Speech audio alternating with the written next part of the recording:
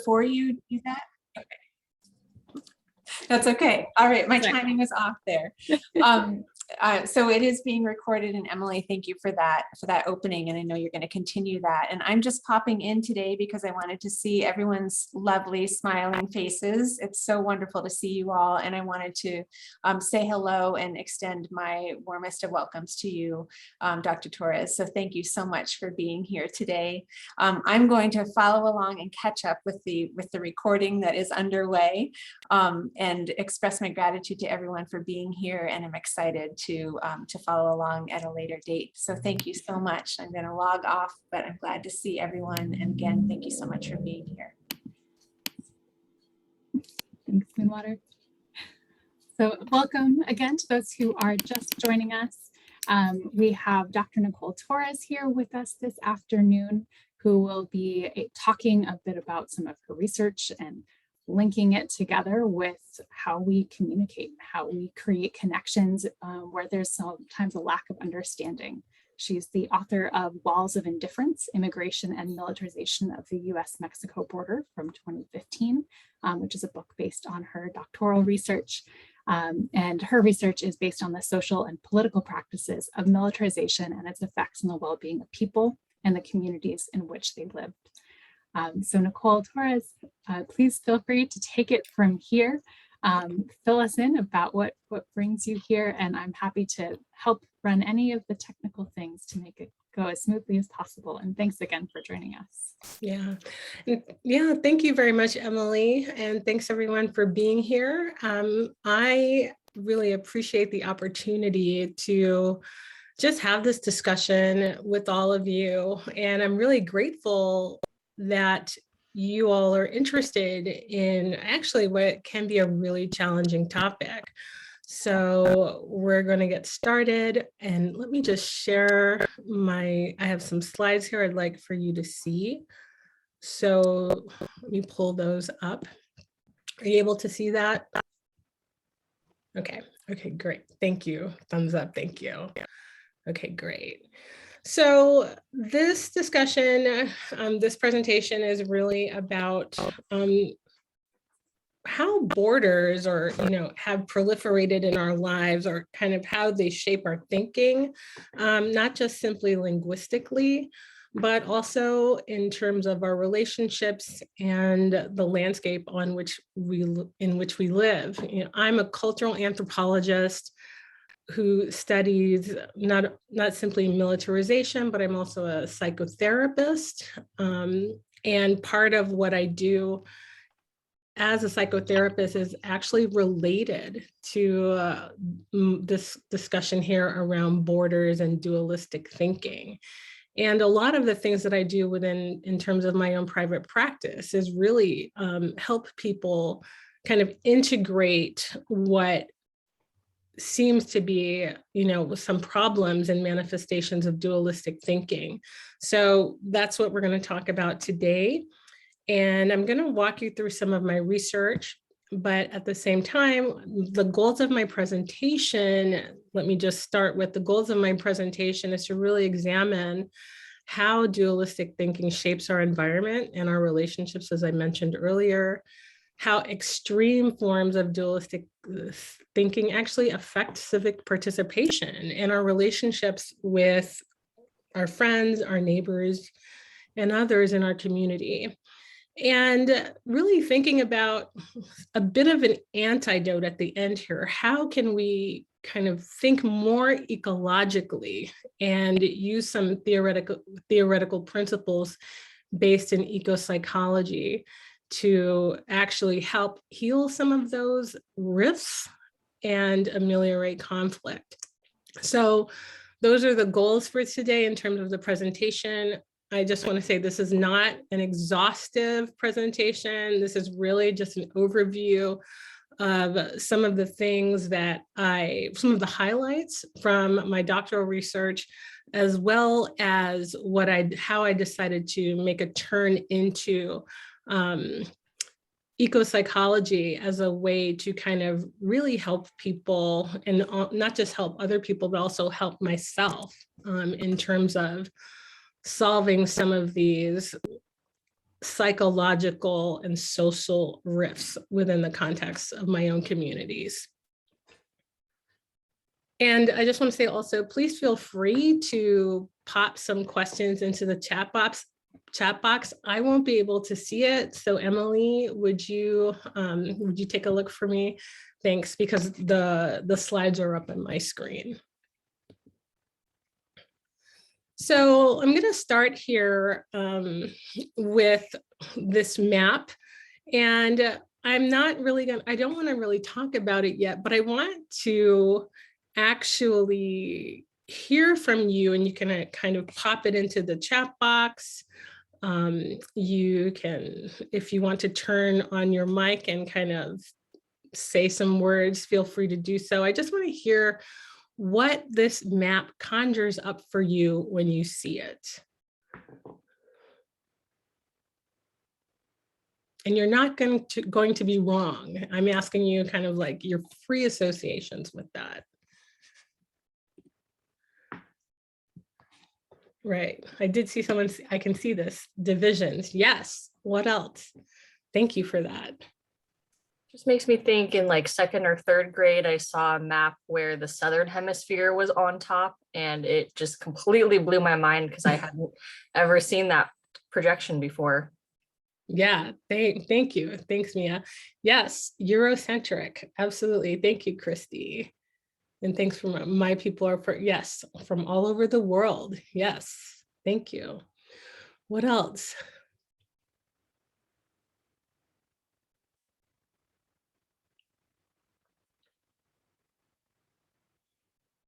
Yes, not proportionally accurate. So definitely visually, like, yes, a visual misrepresentation in many ways.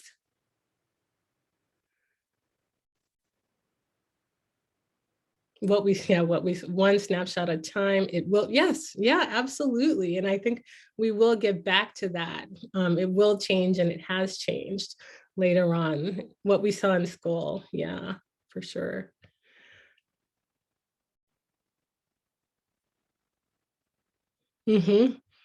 Randomly created in size and shape. Yes. Right. How little of it I've seen or known. Yeah. Yeah, we kind of get this impression we know quite a bit, but we really don't. We have representations of what we think we know in many ways.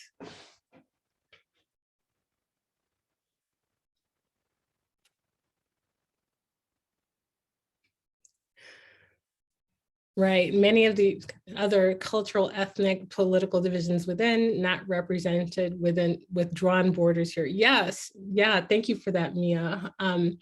One of the things I was thinking of, and you touch upon this also, and many of you have kind of touched upon this thing that I was thinking about as well, is that it looks really tidy, and it's not. Our world is not that tidy. And there are many other, as Mia pointed out, cultural, ethnic, political divisions not represented within the borders drawn here. And we forget that, and that's a really important thing to remember. Our world is not as tidy as we would like to think it is. It's far more complicated. There are many, many contradictions. There are many inconsistencies. And part of the struggle with the world that we live in is that we have to live with these contradictions and inconsistencies in a way that doesn't tear us apart, both individually and as a collective, be it, our immediate community, be it the state, be it, this kind of imagined community of the nation, and so forth. So these are all really important things to kind of think about and to consider while we're going to review this material. So our world is not as tidy as we like to think it is.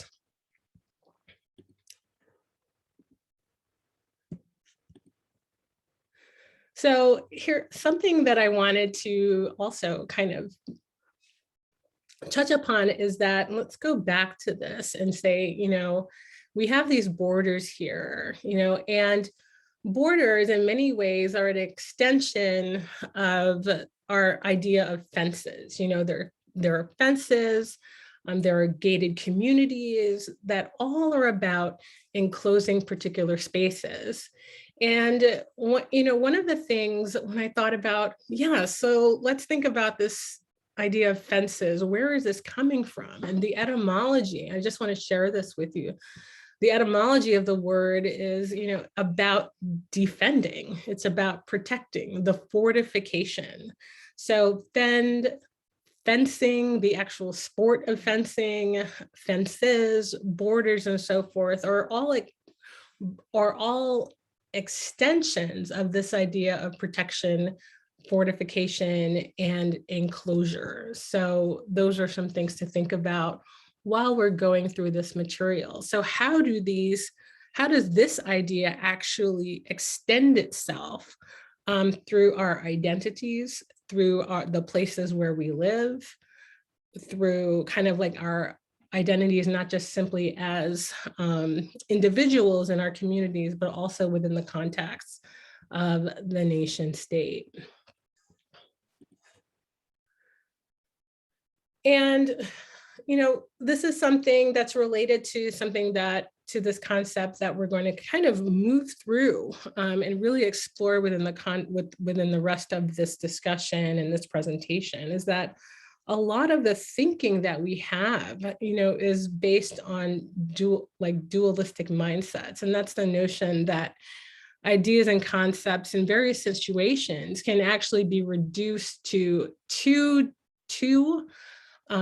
different perspectives, and there's really nothing else in between. And we can see this in various forms within the context of our society. We have, us versus them. We have, male versus female is another binary concept, a dualistic concept. It can help order the world. It does have some uses, in terms of making sense and in terms of reducing some chaos. But when it gets to be too entrenched and too extreme, so to speak, then that also can produce certain kinds of conflict. So what are some other examples of, I want to ask you all, what are some other examples of dualistic thinking, that kind of either or mindset, yes or no? And you can pop them in the chat or you can kind of shout it out. The gender binary, absolutely, Christy, thank you. Yep, us, them. Straight or gay, yes, left or right, yeah. Citizen, yes. Win or lose, yeah. Yeah, definitely.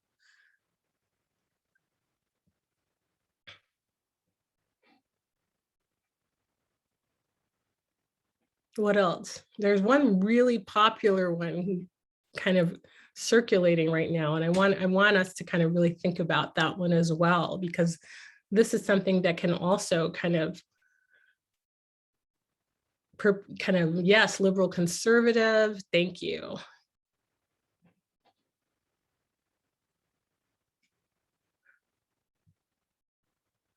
Vaccinated or not, thank you, Emily. That's the one that's really been kind of in the media. So yes, thank you. I just kind of wanted us to apply this idea of dualistic thinking to our current state. So thanks for that. Excellent. So this is something, so here we are, I spent a lot of time really thinking about incarceration. I actually started out as a medical anthropologist, and I still consider myself to some degree a medical anthropologist. Yes, racist, anti-racist. Thank you, Ramona, for that. That's equally important. And I just want to go back and say, I spent a lot of time really as a medical anthropologist, really thinking about incarceration. So my research actually started in prison research. And one of the things as a graduate student, I was really interested, because I'm from New York City, I grew up in the height of the crack cocaine epidemic in, the late 80s and 90s in New York. And I was really curious as to why people, particularly the men in my neighborhood, were incarcerated at the rates that they were. And so I decided to really examine what was going on within the context of the prison system. And then I realized that within this context, in order for me to understand the quote unquote inside, I really had to understand what was going on the quote unquote outside, and notice that in itself is what? The inside versus the outside.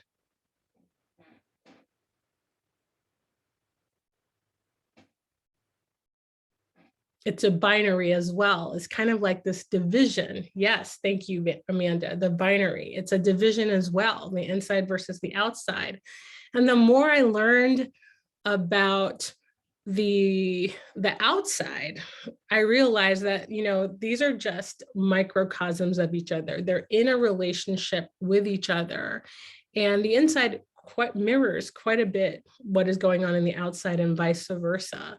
So I remember kind of sitting, this is when I was living in Seattle. I remember sitting, listening to an NPR piece about the immigration politics in Arizona. And it was really, really one of those, this was about, let me think, it was probably earlier in 2008, where I listened to this piece on NPR and I thought, wow, okay, here's an example of what's going on in the outside and how this could possibly relate to the quote unquote inside. And so I decided to reach out to somebody there and who was actually interviewed on this particular piece. And I wound up spending about 2.5 years with this person. They kind of adopted me into their kind of family system and kind of taught, introduced me to various humanitarian activists within that context to kind of help me understand what was going on. Particularly within the quote unquote immigrationist debate. So this led to, as you can see here, 68 structured interviews where it was formal interviews, where I'm just sitting down and asking people pretty much the same set of questions. And then for clarification, I actually wound up going back to some of these very same people to do 40 semi-structured interviews. And these are the follow-up interviews to kind of ask them later on during this 2.5-year process, how things have changed, how things have basically remained the same, and what were their perspectives in terms of what was happening in terms of the immigration debate in Arizona. And just to add some context to this, one of the kind of introductions I got to the immigration politics of Arizona is that people over and over, they described the political climate in Arizona as the ground zero for the immigration debate. And they said to me over and over, watch, wait and see whatever happens in Arizona in terms of immigration will actually go nationwide. Maybe not today, but it will spread, within the context of the United States. And I thought that was really interesting.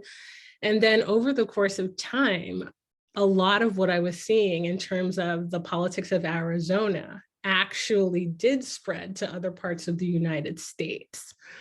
So that's something we'll definitely come back to later, given, in terms of Trumpist politics and actually Trump's kind of endorsement of Sheriff Joe Arpaio. I don't know how many of you actually are familiar with Sheriff Joe and his kind of like law and order policies around immigration politics. So just going back to this again, I did a lot, as anthropologists, part of what we do is known as ethnography, which is basically writing about culture. So my research developed into a book, which is published as Walls of Indifference. And the title itself is actually a quote from a nun that I interviewed who did a lot of extensive volunteer work in a detention center down at the border in one of the borderland states. So her concern was that there's indifference on both sides, indifference to suffering on both sides, and that what's going on is far more complicated than we really fully can comprehend. Right. So yes, the immigration debate, I was studying that. I was studying how does inflammatory speech, how does it actually spread within the context of communities? How does militarized language, and actually how is militarized language used? How does it shape our landscape, and how does it shape our bodies? Is it, people would say it's race. Is it race? Is it class? Are people criminals, or are they citizens? Is it really just simply a matter of being patriots who are nativist activists, or is it humanitarian activists, and are they traitors? So I noticed that these binaries just kept occurring over and over. Freeloaders are hard workers. Are people crossing the border? Are they freeloaders? Are they hard workers? Are they criminals? Are they criminals, or are they something else? And so this was this constant back and forth without any real considerations for the nuances and the contradictions that come up in our lives. And understanding again that the world is a very untidy place. It's not as tidy as these, yes, taking away our jobs and mooching off the system. Yes, going back to the freeloaders and hard workers. Yes, thank you so much for that. And these discussions are far more complicated than we fully understand. These are very, very deep-rooted, entrenched problems that actually, have life prior to us. And there's a lot of research, and I won't get into it here. There's a lot of analysis that a lot of what we're dealing with are the effects of coloniality, the kind of condition of living in a society that has entrenched problems related to colonialism. And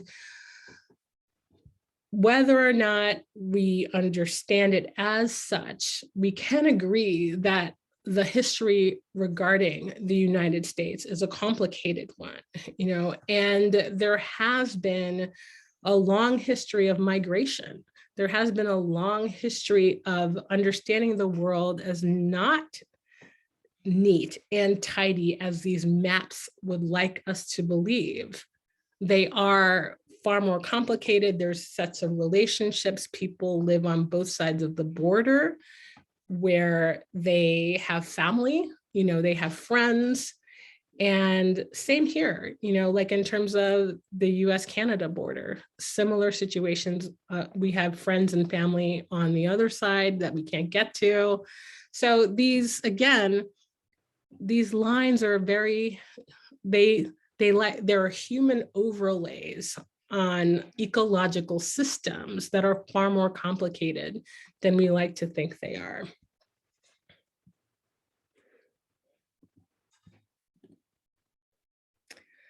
So this is something else that I noticed even prior to doing my doctoral research in Arizona. I was really interested in how the metaphors of war really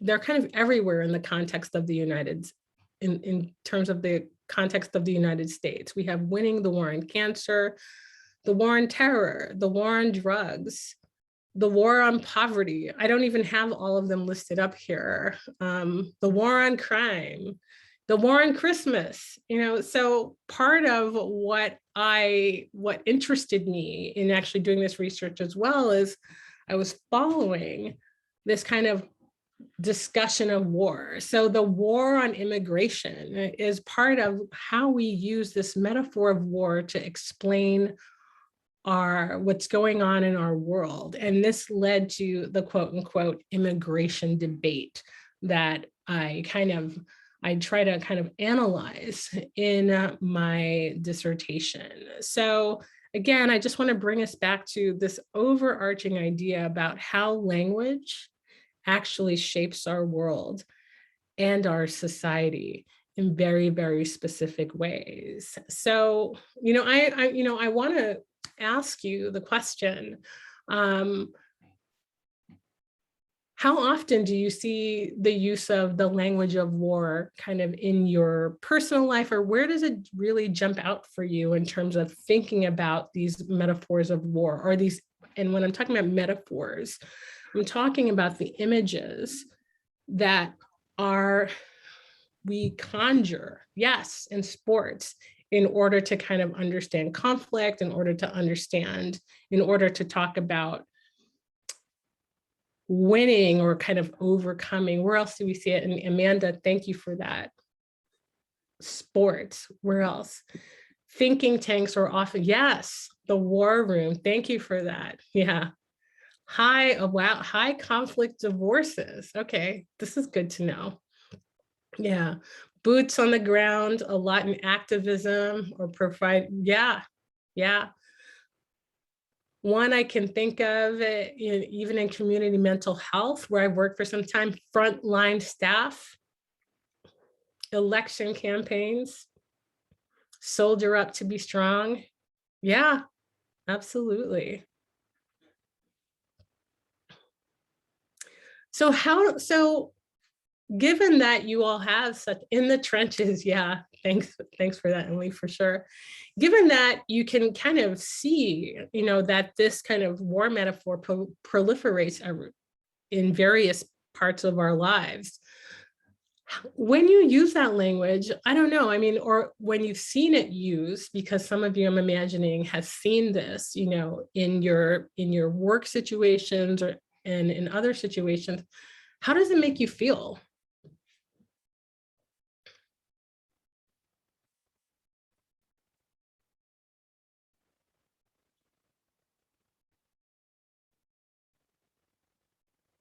Immune.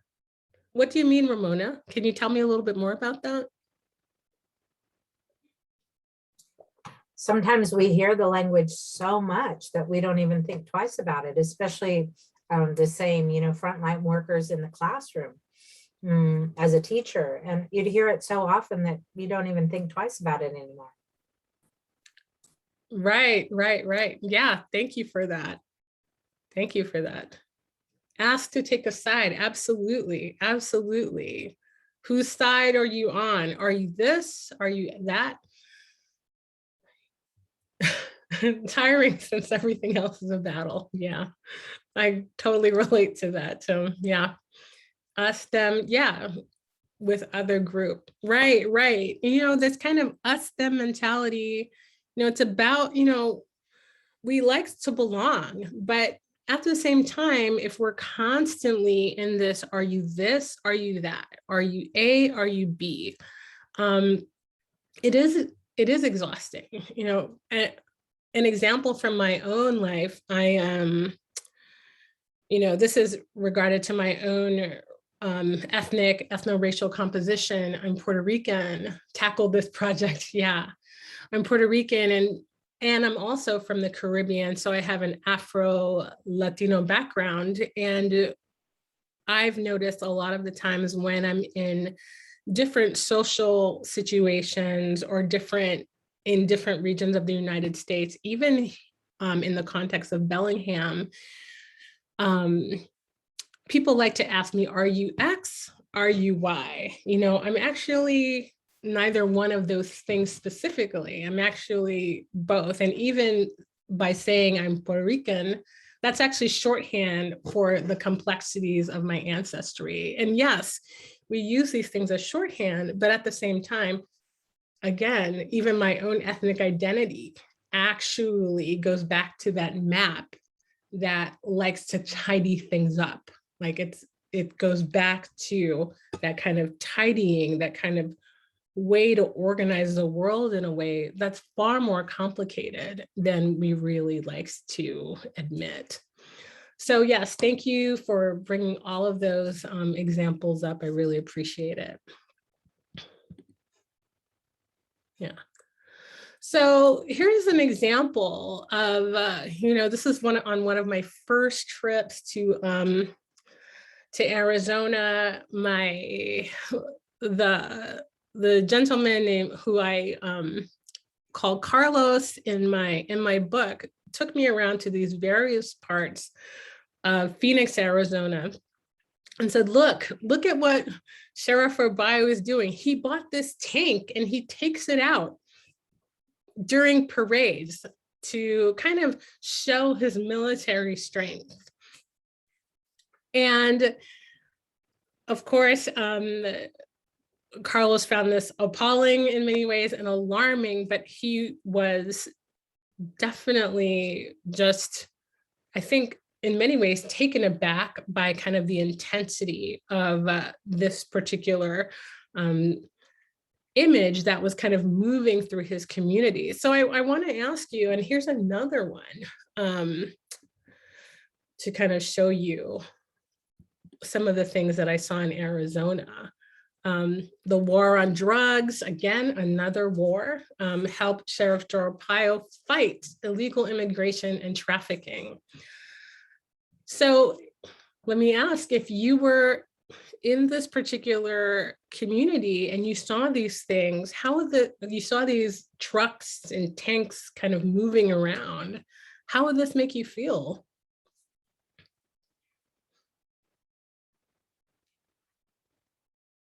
Like leaving, yeah. Under attack, unsafe. Yeah, exactly. Afraid, terrified. Yeah. Yeah, all of those things. Right. How do you fight drugs or immigration? Who is the enemy? Yeah. And why does it have to be an enemy? Yeah. Suspicious. Yes, absolutely. Absolutely. Suspicious of those around. Thank you. Besieged. Yeah. Yeah, for sure. For sure. Uncomfortable, anxious. Right. And all of what you're talking about, helpless, thank you. And these words actually come up later on in the presentation, because again, these were experiences and feelings of paralysis within the context of the community. So living in a state of fear is actually, you know, quite like, you know, I'm making an understatement, but it's disempowering to the communities who are just trying to just live life and survive. The us versus them mentality. And this goes back to, you know, does it have to be a fight? Do we have to think about it in these ways? And and this is the picture on the left here, is actually a protest that I attended, I think back in 2010, where they actually created a flying saucer to kind of emphasize that they're not, quote unquote, aliens, like the people crossing the border. I call them in my dissertation border crossers. I don't call them immigrants. I don't call people illegal. I chose the language of the people who admitted that they were crossing the border and they were crossing it for a particular reason, for various reasons. But here's an example of the activists basically emphasizing their humanity. Dan, one of my participants said, everyone wants good health, to be safe, have adequate food. The border, this human overlay that divides the landscape and kind of defines who is on one side and who's on the other side, creates the us against them mentality. And it's constructed like that to create war. This was his position and his belief, to actually emphasize those things. And I thought what he said here was profound. All this emphasis on lines and borders recreate Republicans versus Democrats, Christian versus Muslims. It makes it hard to solve problems. So he too, drew this conclusion that, borders actually shape our consciousness, whether it be a fence, whether it be the, border wall between Mexico and the United States, whether or not it's political lines being drawn, gender lines being drawn, class lines, racial lines being drawn, these are organizing principles, but at the same time, an over-reliance on these things actually inhibit us from living harmoniously in many ways. Any questions so far? I just want to check in and see how you're doing.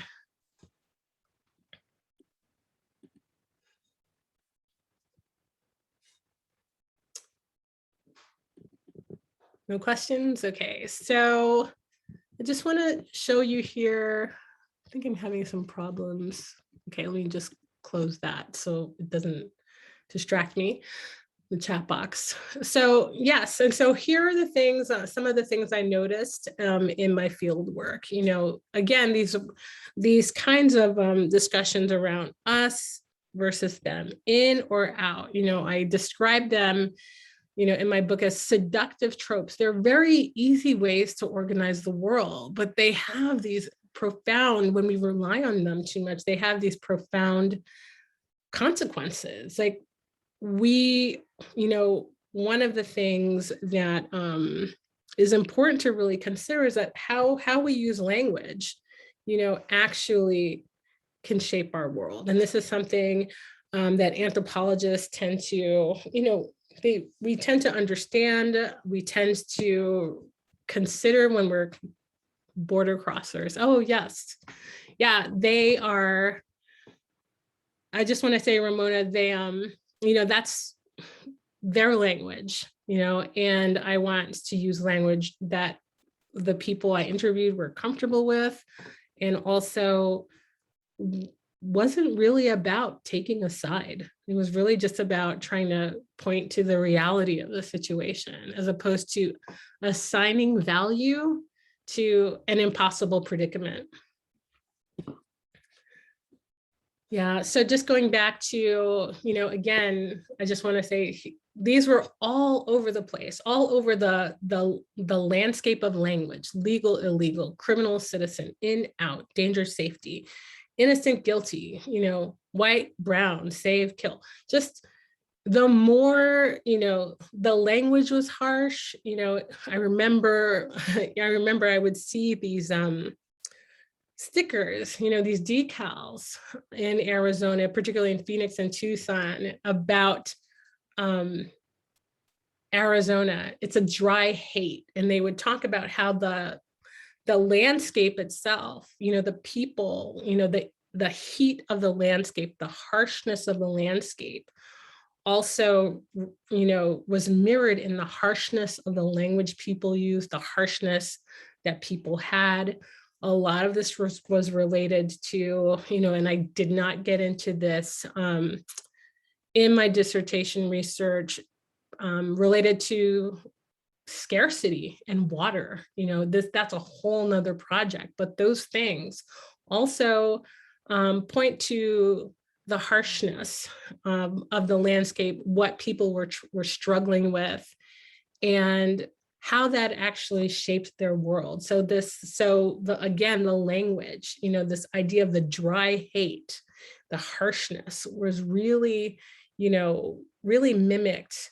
I just was able to see how the landscape and the people were one. There really is no division except for the overlays that we actually lay on top of it. And here are some of the consequences of this level of polarization. These were some of the symptoms that I noticed. And let me see if I can kind of fix this chat box that keeps getting in the way. People talked about being fearful. Let's see, give me 1 second, I'm sorry. I'm trying to get this out of the way. This chat box. Emily, I can't get this chat box off the screen right now. Would you read a couple of those, the fear, so I can kind of, thanks. Yes. The fear, I'm afraid to go outside sometimes. I try not to be in crowds or downtown where all those activists or vigilantes, it feels unsafe. Yeah, and what about the next one? Lack of healthcare. I don't care if people are here legally or illegally. If they need healthcare, it should be given to them. Mm-hmm. And just keep going. Anxiety. I'm pretty terrified. I can't sleep a lot of the time. Hostility and incivility. Everyone is always keyed up, it seems. It's like a powder keg down here. Addiction. Yeah, thank you. Yes. Thank you. I finally was able to get that off the screen. And, these were the things, that for me, while I went in as an anthropologist to kind of study the immigration politics, of course, on some level, it makes sense that these would be the consequences of political polarization, of course, that this rhetoric, the discourse, the lack of meaningful conversations actually contributed to community breakdown and systemic sickness. The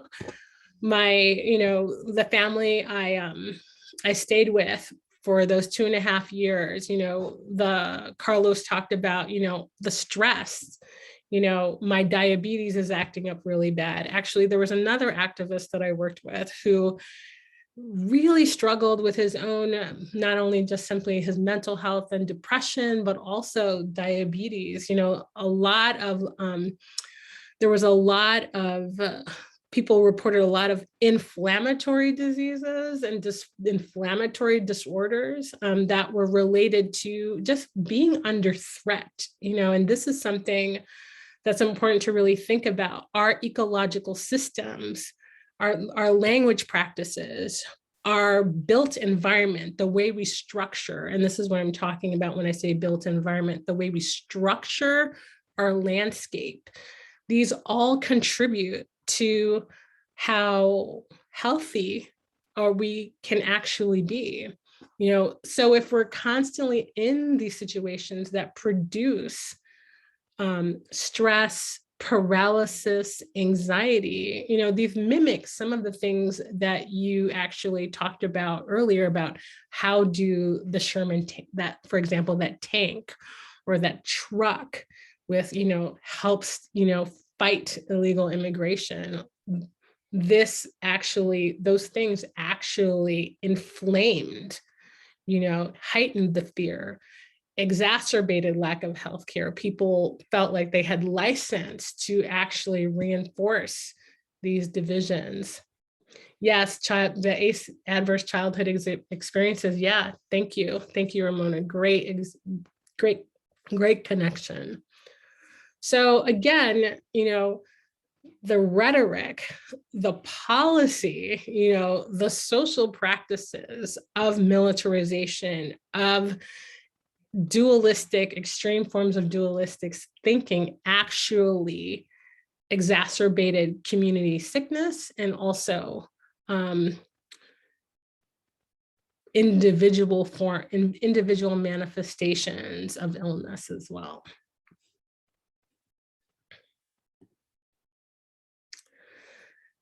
So, here's a recommendation. This is kind of something I also learned within the process.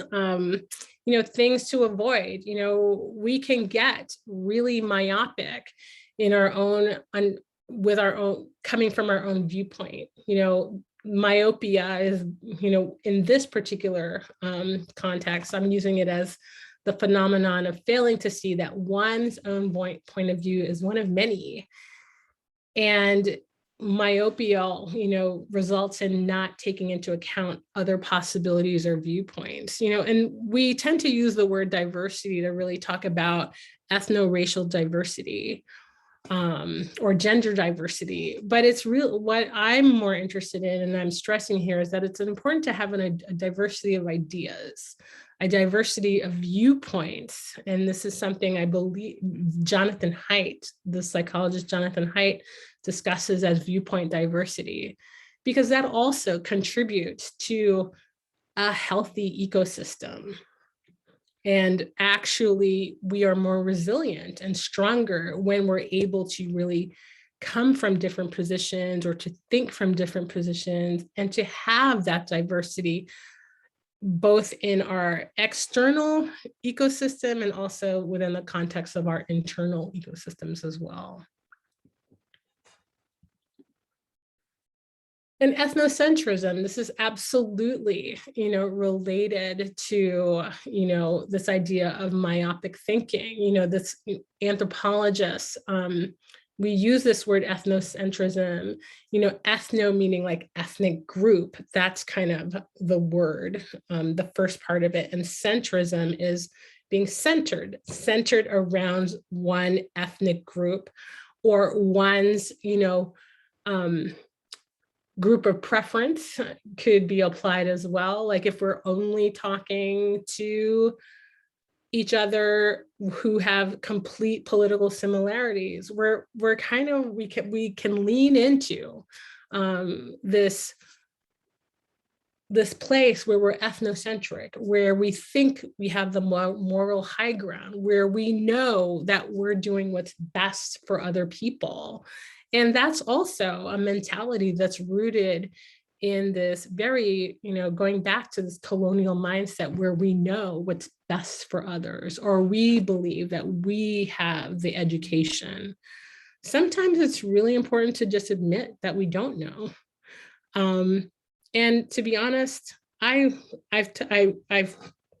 more I actually did my research in Arizona, I understood some things, but the deeper I got, I just realized I could keep going. I know very little.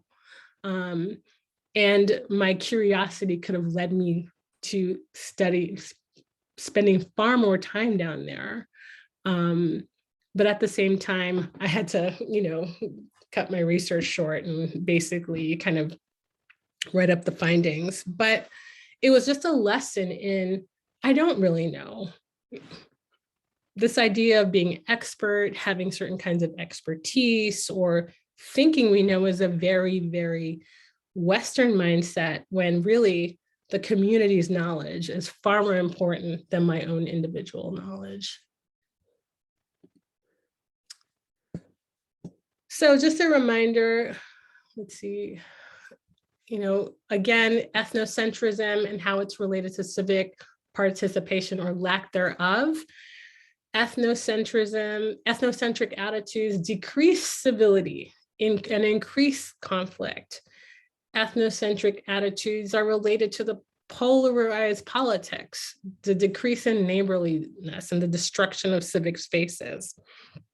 And this is something that actually came up in my findings as well. People, and I think you all definitely pointed to this as well, that you feel helpless.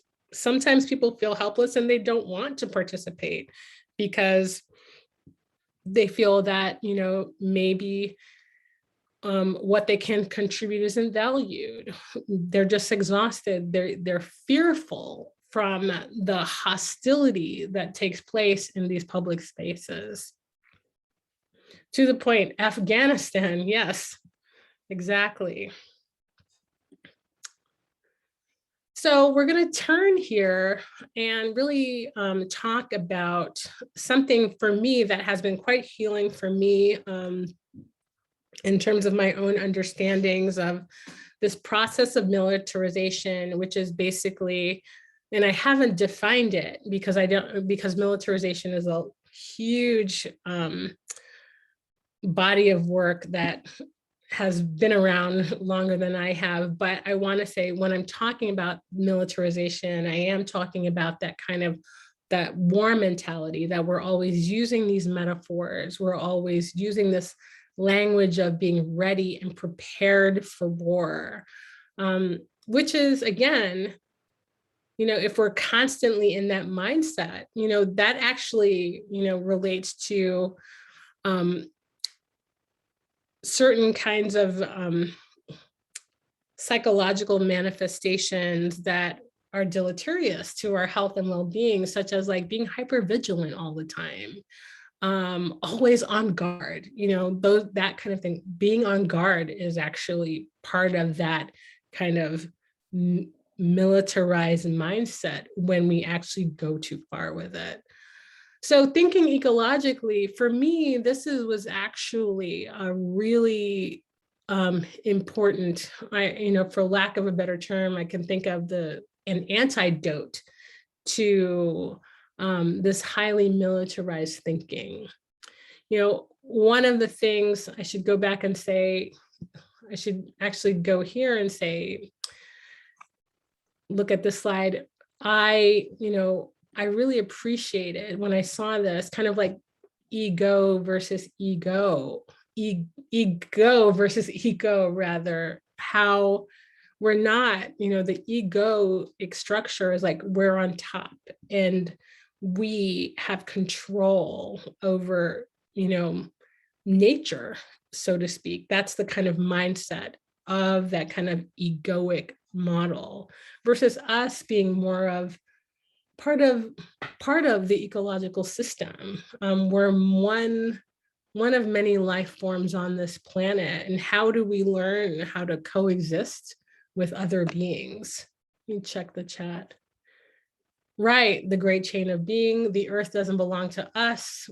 We belong to the earth. Exactly. Yes. Thank you for that.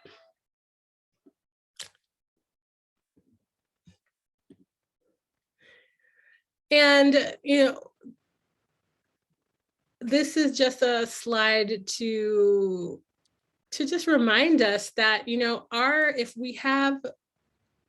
if the ruptures we experience internally, and this is what I'm talking about when I'm talking about psychic, within our psyches, these ruptures actually can map on to our ecological the surroundings around us. And this is something that comes up over and over and over within the context of the research that I've done in the past, and also the things that I do now. And some of you might be familiar with Bronfenbrenner's ecological systems theory. How many of you are familiar? I just want to check to see how many of you are familiar with Yuri Bronfenbrenner. Raised hand, cool. Anyone else? Yeah, excellent. Excellent. Thank you. Would either one of you, what's your experience with Bronfenbrenner? I just wanted to check. Are either one of you comfortable talking about that a little bit? If not, that's okay. I'd be happy to say something. Hi. Yeah, great. Thank you so much. This has been amazing so far. I'm a psychologist at Western, and I'm a developmental psychologist, so I'm fairly familiar with the model, and one of my former students is here, and I'm sure she's learned about it some at Western too. Okay, cool. Thank you. Thank you. Yeah, and this is something that was introduced to me when I decided to go get a master's in social work. And I just want to say two things, around this. So I also, even, as a researcher, I also felt like this was an impossible situation, that in Arizona, when I was studying, when I was talking to people in detention centers and on the other side of the border in Mexico, like this, there was a point in my research where I just thought, I don't want to do this anymore. It's just really, it takes a toll, and someone's smiling. Yeah, it does take a toll, like to be immersed in such an unhealthy system for such a long time. And of course, I had the privilege of actually coming back to Washington State and detaching myself from it. But I felt also that I couldn't just simply walk away from this research and say, yeah, that was a cool project. I'm just going to write it up and kind of leave it be. What is the ethically appropriate thing to do after learning about such a horrifying situation? So I decided, after I got my doctorate, I decided to take a research position and actually get a master's in social work. And this is when I was actually introduced to Brofenbarner. I had heard his name before. I'm definitely already predisposed to think ecologically in terms of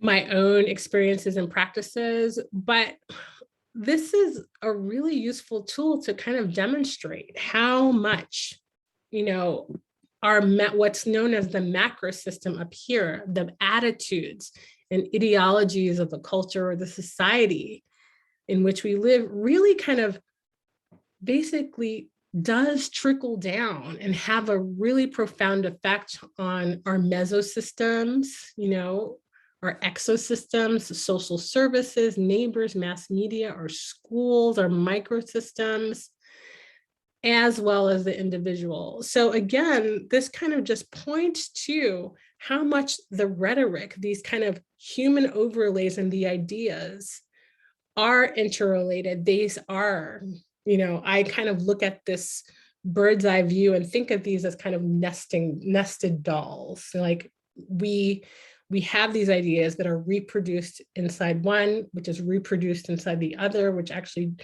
literally goes all the way down to each child within the context of our communities.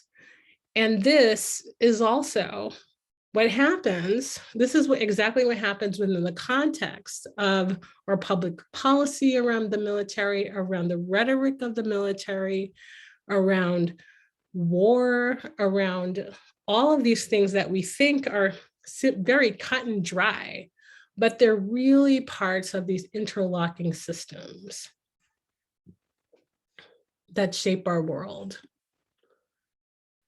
So, and here I'm coming back to this problem of anthropocentrism. And what I'm talking about anthropocentrism, I'm talking about this very human-centered understanding of the world.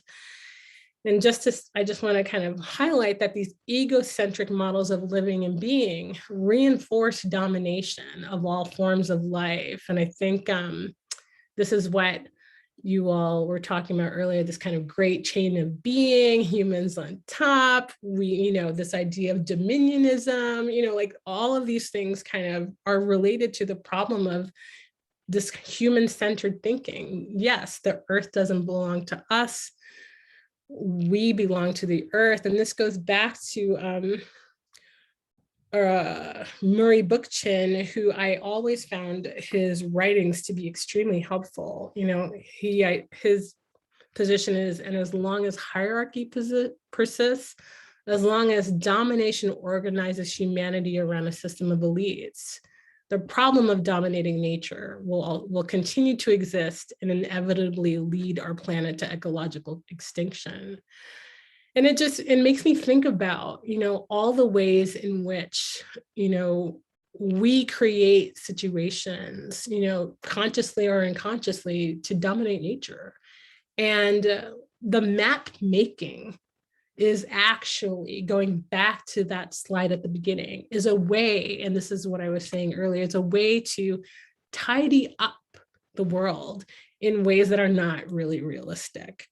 And because of that tidying, because of that kind of desire to kind of map out, to categorize, and to control, we've created a whole bunch of unintended consequences that have kind of spun out of control in many ways. So again, this is why it's so important, what my recommendation would be is to actually think far more ecologically than we have been, and apply it as well. Yeah. So again, just kind of summing up some of the things I've already said. And am I okay on time, Emily? I just want to, I think I had about an hour. I have a few more slides. Yes, yeah. Okay. Go ahead and keep going. I think there's been time for some questions to filter in, and we can return to this. Okay, great. Because it's getting to the end here. So humans, I just want to remind, especially in complex civilizations, we create overlays. And I'm talking about those coverings, those things that layer our ideas on top of our ecological systems, that are focused on ordering the world, be it good or bad. And this fixation on dominating or controlling nature can lead to the creation of built environments. And I'm talking about architecture and other tools and so forth, and cartographic desires that are not harmonious with the cycles of our planet and the tendencies of our local ecologies. I've already said that the tidiness, one lesson from permaculture, and this is what I learned from an ecologist, is that it is at the edges where people are not, A or B, they're kind of, in that borderland consciousness. It's at the edges where the interesting things happen and emerge, even within the context of our plant kingdom. So we should take a lesson from permaculture and understand that it's not about A or B. It's actually like, how do we grow and develop into something new? And of course, we are not on top, but we're part of a living system that we rely on in order to survive. And here's some recommendations that are just basically related to what I've talked about today, that choose your metaphors wisely. The war on terror, the war on poverty, the war on Christmas are all narratives of strife. And those things have deleterious effects on us. And remember that our tendency towards binary and dualistic thinking makes it hard to see other people's points of view. And while, and this is related to avoiding ethnocentrism, while our own experiences may ring true for us, our experiences are not necessarily generalizable to everyone else. And we need to make room for other perspectives. And this one is, it's really difficult. Avoid having and or demonstrating contempt for people who disagree with you. It's important to not get there, not go to the place of contempt, because that's the thing that leads us into, physical conflict, into places of terror, places of, internecine or civil war. This is definite, like all of the things that we've talked about, have shown up. I was surprised, but I have to admit, the people I talked with, the people I interviewed were correct. The politics that, the ecological system of Arizona, 10 years later really did manifest itself. So by the time, Trump came into office and there was all of like that kind of super polarized, conflict with presidential campaigns, storming of the Capitol, these ideas fomented, the predicament, that we have right now. So it's sometimes it's hard for people to really understand how these things are connected, but what we say, how we act, how we relate to others, or are unable to do so, really, is part of how do we learn how to just be, how to exist with other people, as opposed to thinking that they need to change. How do we change our consciousness so that we can actually learn how to live with other people? And this is just something that I like to share with people in terms of a good technique from dialectical behavior therapy. This is also about kind of working with the polarities, the reasonable mind, the emotional mind. How do you get to the center? How are we able to kind of work towards being in that wise mind state, the balance between the reasonable mind or the emotional mind? Or even if we don't have to think about it in terms of the mind, or how do we kind of live in that place of wisdom in the middle, where A is correct, B is correct, A can be also incorrect, and so can B. How do we kind of live with the contradictions? How do we live with the uncertainty that is part of our world?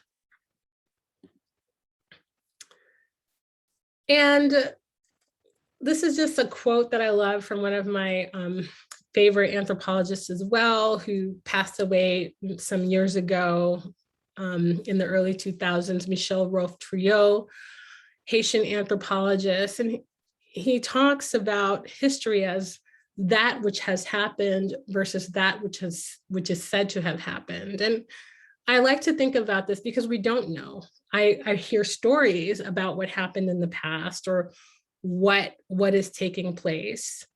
And that's a certain narrative, that's a certain viewpoint. And all of these other viewpoints are excluded in the process of kind of documenting that which is said to have happened. So again, another piece to kind of think about, like, it's important to kind of keep an open mind. It's important to kind of be open to these different perspectives. And I just these are a couple of slides I just wanted to share. People are constantly, and I think someone else pointed to this earlier, we're constantly reimagining the world. And this is a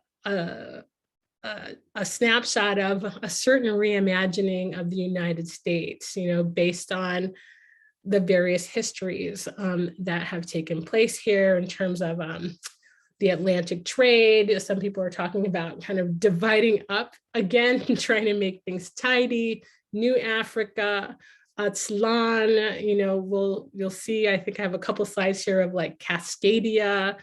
There is, people who are like, the Pacific Northwest, can be reimagined in different ways based on their political positions. But again, here we are, we're relying on these maps, trying to tidy things up, when life is far more complicated than what it looks like on paper. Yeah, and just here's another map from 2014 around Cascadia. And then finally, pragmatically speaking, living is about movement. Life is about movement. And I wanted to show you, I don't know how many of you saw this. And yeah, Eastern Washington and North Idaho separatism, thanks, Mia. Migrations in motion. Has anyone seen this, this website before? No? So just kind of this is just demonstrating how, our ecological systems, how our planet actually shapes where we're moving as well. And it says here, as climate change alters habitats and disrupts ecosystems. And again, going back to that human intervention with the planet kind of demonstrates how life is moving. So again, it's a very untidy, it's very messy. Things are always moving, always in flux.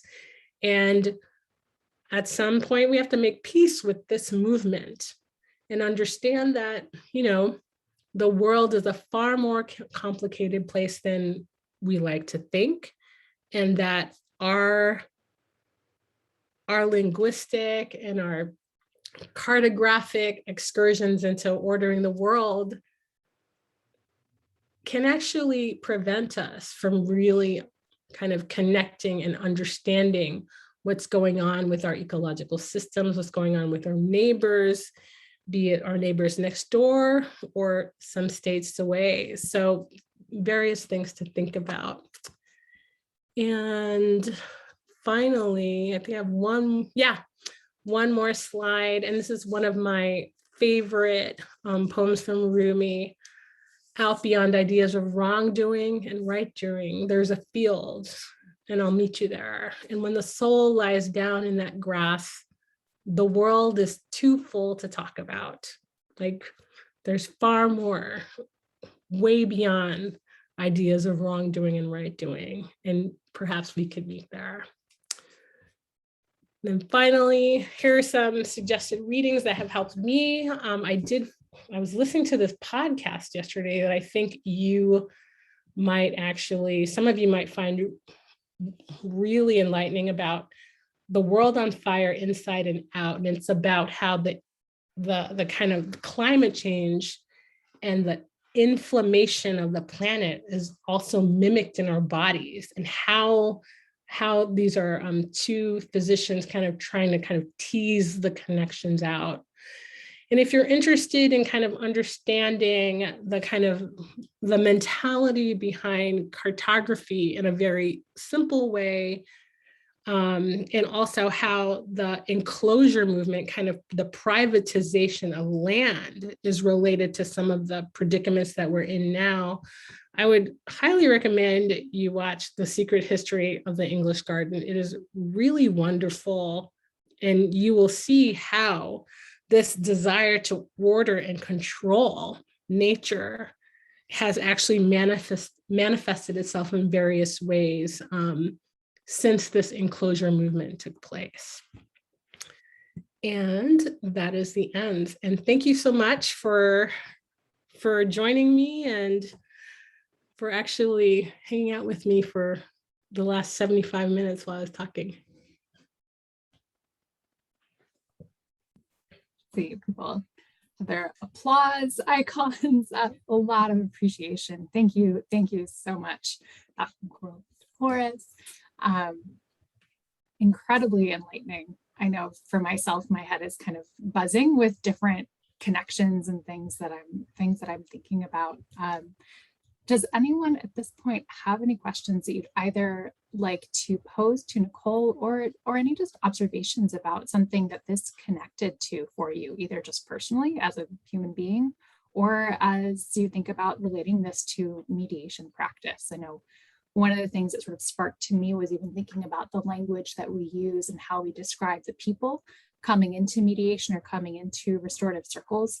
One of the big things that's important in restorative circles specifically is to call people by their names and refer by name to each other, rather than saying the offender or the person who was harmed, to just really encourage people to use the names of who's involved rather than using those labels. But it gets me thinking even about how we prep ourselves as mediators going into a mediation, of thinking about them as opposing parties. So I'm bookmarking that, thinking about that.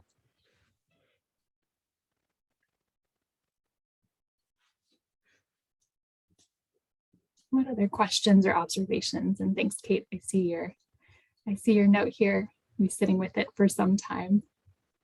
Thanks for joining us. Oh, you can follow me. I don't have anything in particular, just to answer Amanda, but my website is, I'm just dropping it in the chat box here.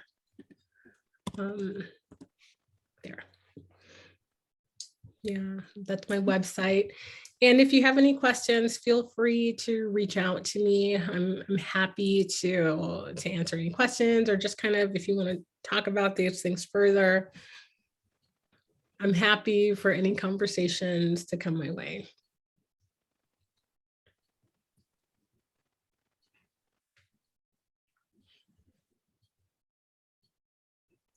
Well, I wonder if we were to do a little bit of an optional round, if anyone wants to just quickly share either just a note of thank you, or if you wanted to share just one thing from today that you're going to be holding with you or continuing to think about.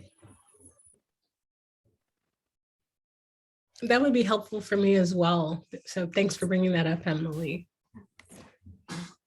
I would say my takeaway is that learn how just to be with other people. We don't have to debate. We just sometimes need to just be. Thank you.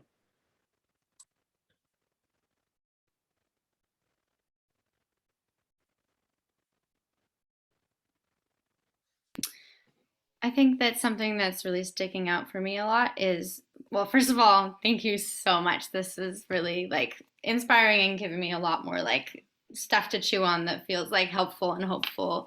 And I think something that really is sticking with me is like the perspective of like having this purpose of looking for like, oh, what's like the ways of sitting with the discomfort of like of difference and of contradiction and complexity, and especially in conversation with people that like are very set in like in their rightness, and the frustration of like not being able to convince people of the fact that they're right, and to focus on like, you know, we can agree that it's complex and like really frustrating to disagree, and that it's like important to look for like ways of being okay with that and like how to handle it.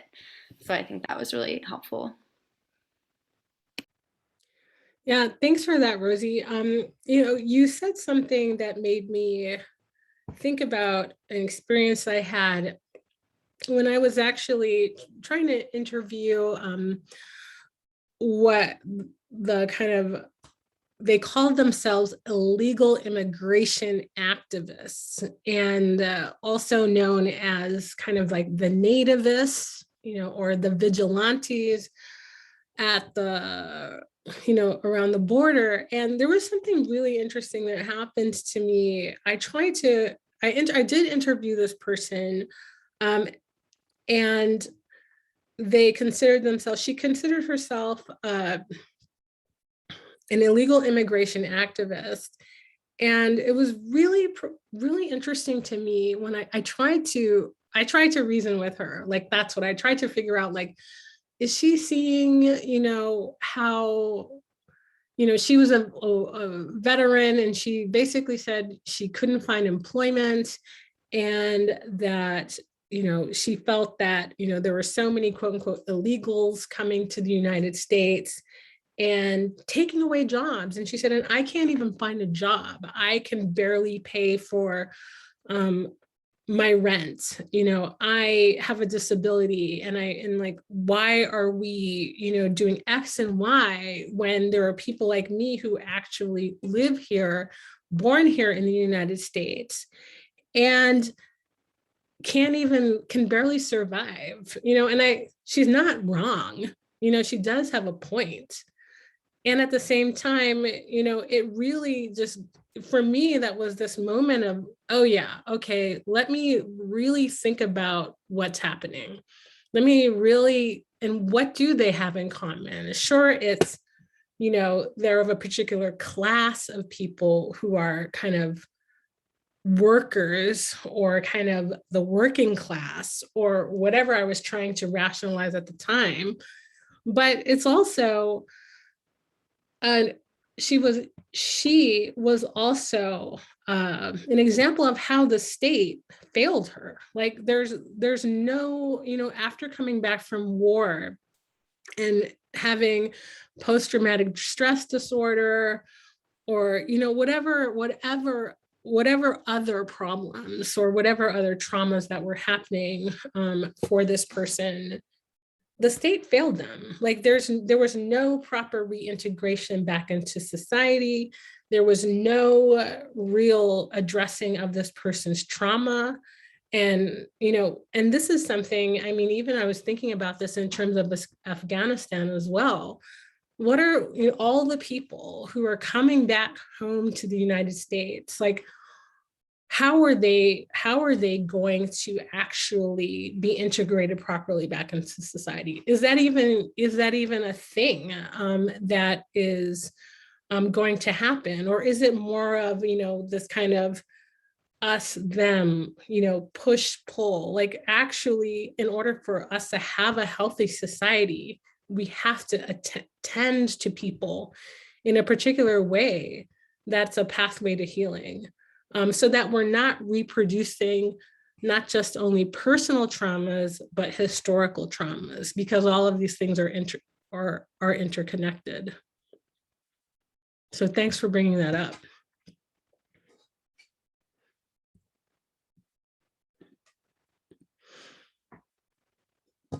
Seeing a lot of comments here in the chat about attention to word choice and the power of language, and people trying to think about how they can use metaphors more consciously. Yeah,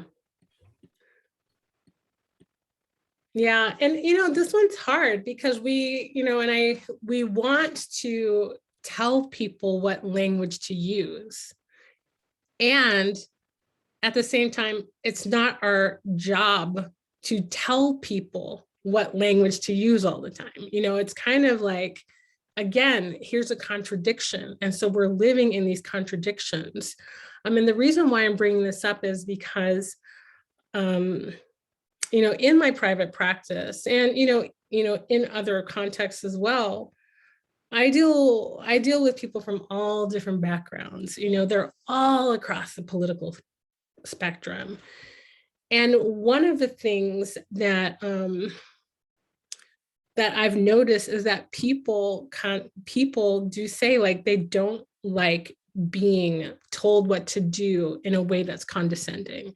They don't like the corrective, this kind of prescriptions that they feel are being that are kind of the norm of the society in which we live right now. Like, it's always this corrective measure. And there's truth and there's it's a complicated situation. Like, how do we actually reach across these divides? And they could be discursive divides. Again, I just go back to my example of this woman who was like, these are illegal immigrants. And I was trying to use, what did I say? I said undocumented, I think. And she was like, no, they're not undocumented. They're illegal immigrants. And I was like, I don't think, for me, I was thinking, I can't quite get there. I was like, so what do you mean by when you say illegal immigrant? And that's when she kind of opened up into this discussion about how she just felt like the state had failed her. And so, like, her word choice, her attempts to use those words, illegal immigrant, was an attempt to share some of what she was experiencing and the pain she was experiencing.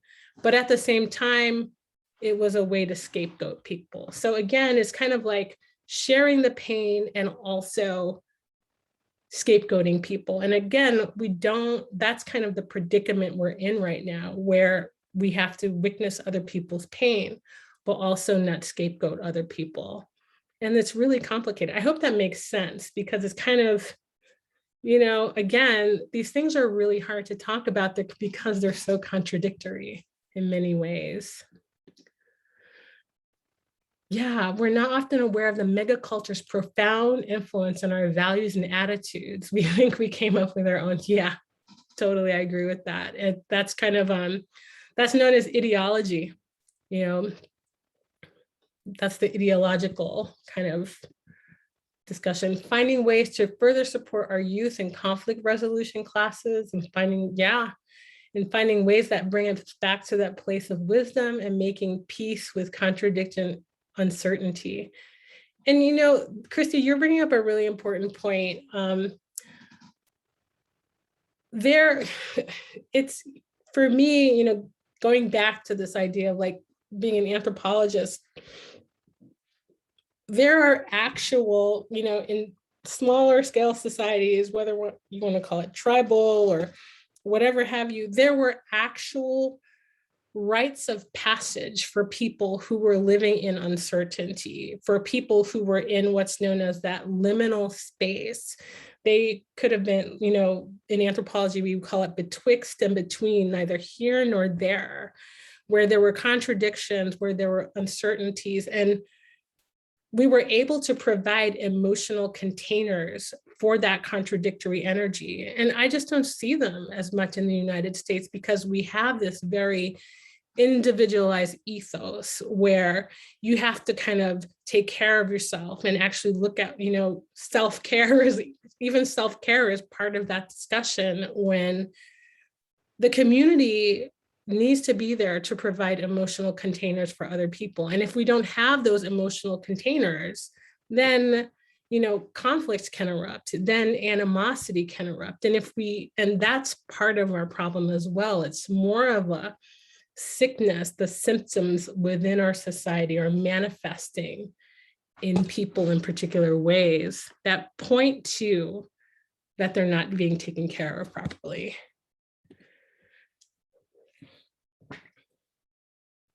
Yeah, and we're at time, huh?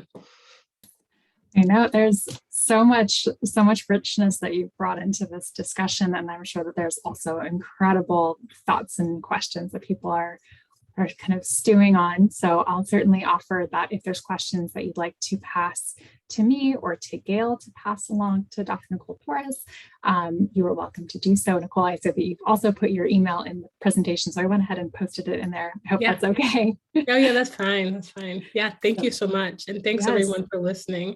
Thank you. Thank you all for being here. This is an incredible learning experience, and it has been for me. And have a wonderful, wonderful rest of your afternoon, everyone. Yeah. Take care. Bye.